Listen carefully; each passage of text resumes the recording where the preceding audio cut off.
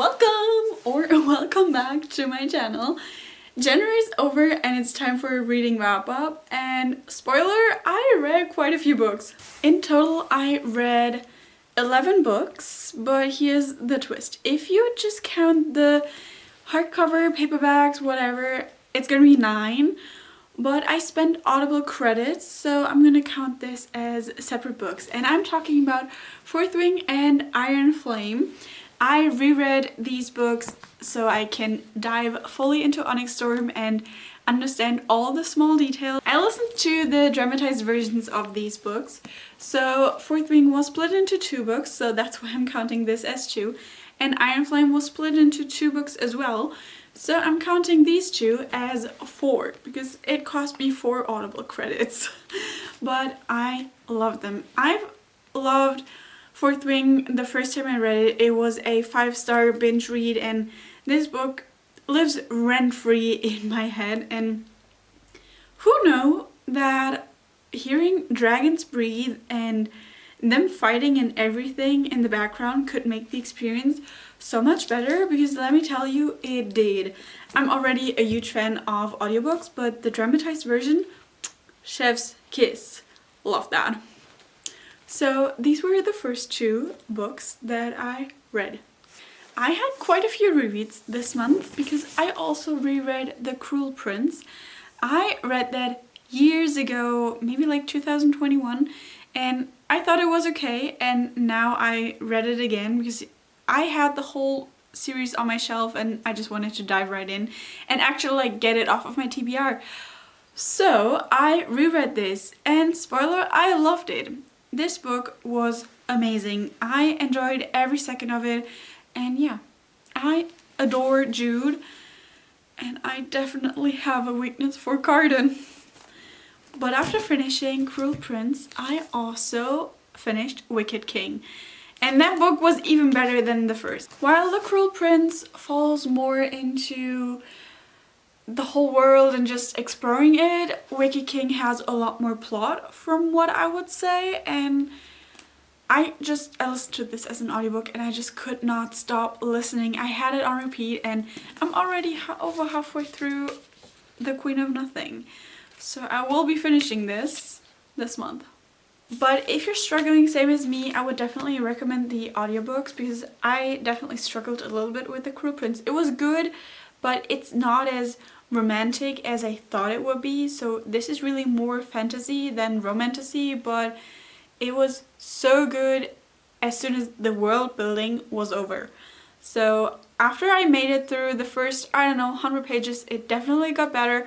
And the second book really rewards you for your patience. This was such a good read. The last physical book I read this month was Harry Potter and the Order of the Phoenix. This is book number 5 in the series, and oh my gosh, I don't know why I keep dragging out finishing this series, but I enjoyed this book so much. I feel like every time I read Harry Potter I say the same things, but this just feels like coming home. I've never read it before. I saw the movies at some point, but I cannot remember a single thing, and I told myself I will only rewatch once I finish the books. So I gotta get to finishing the books. But I enjoyed this. This was probably my favorite out of the other books so far, and yeah, they are getting quite chunky though. I think this was the chunkiest books. This is the German edition, and in German it has almost 1,000 pages, but it's worth it. Next up we have the ebooks I read, and the first one is Little Stranger by Leigh Rivers. This was actually my first read of the year, and what really can I say without spoiling? This book is crazy. This is absolutely crazy, but I loved it. Malachi definitely is a strange character and he's very, very dark. So definitely check out the trigger warnings if you read this. But this is basically a adoptive siblings, I don't want to call it romance because is it really romance? This is book number 1 and I can't wait to dive into Little Liar. But as insane Malachi is, as insanely in love I am with him. That's all I can say.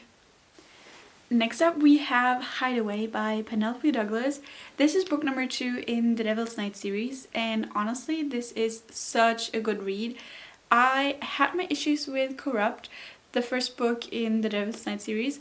Book number 1 follows Michael and Rika, and you get introduced in the whole Devil's Night series with the 4 horsemen, and I think Michael was a little bit toxic, but Kai and Banks, their story was so good, and this really made up for the first book, and I absolutely adore the horsemen. This is definitely dark, so it was right up my alley. But the books are getting chunkier, so it's probably gonna take some time to get through this, but honestly it was so worth it because Kai is such a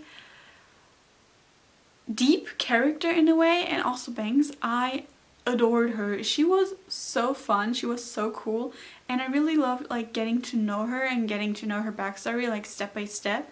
And there is a plot going through that started in the first book and is probably going to continue into the next books as well, and I'm really looking forward to finding out what exactly is going to happen in the next books. So if you were to read Hideaway, I would definitely recommend reading Corrupt first, just so you really understand what is going on, what is happening, even though this is a different couple than book number 1. So we have The Risk by S.T. Abbey. This is book number 1 in the Mindfuck series, and I don't want to show the covers too much because on TikTok my video got a warning just from the cover. So I'm not going to show it too much. But The Risk is about an FBI profiler who is looking for a serial killer, and little does he know, the woman he's seeing or dating is that serial killer. And this book is super short, it only has like 130 pages, and it is continuing over the next books, so there is a part 2. I believe there's 5, but don't quote me on that. But it was so good. In those 130 pages I feel like so much happened, but it was like the perfect introduction into the world, and I would definitely recommend you read this if you like dark romance. I would say it's dark romance. It's definitely kind of dark, especially because she's a serial killer, let's be honest. Last but not least, we have Madness by Jack Whitney. This book was amazing. This was 5 stars for me. Easy. This was the first 5 stars I gave this year. Don't get me wrong, I gave Fourth Wing and Iron Flame 5 stars as well, but since it was a reread, I don't really count that, so this is the first actual 5-star of the year, and I totally ate this up. This book gave me Sleep Token vibes, and it was just perfection. This is a masked rockstar romance.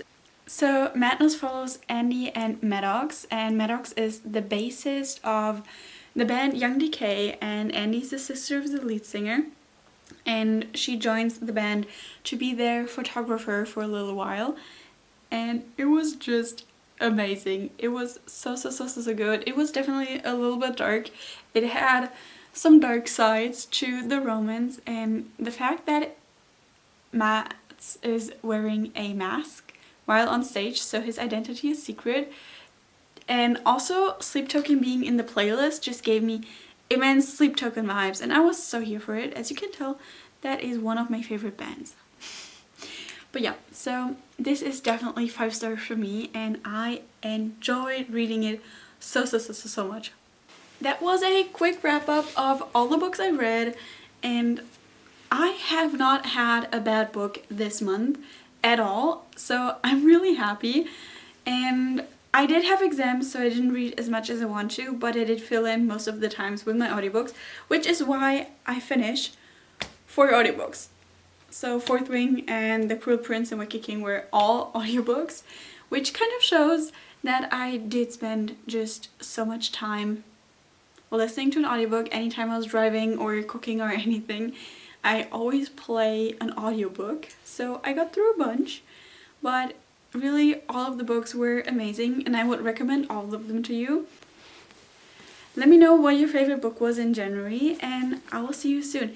Thank you so much for watching. Bye bye!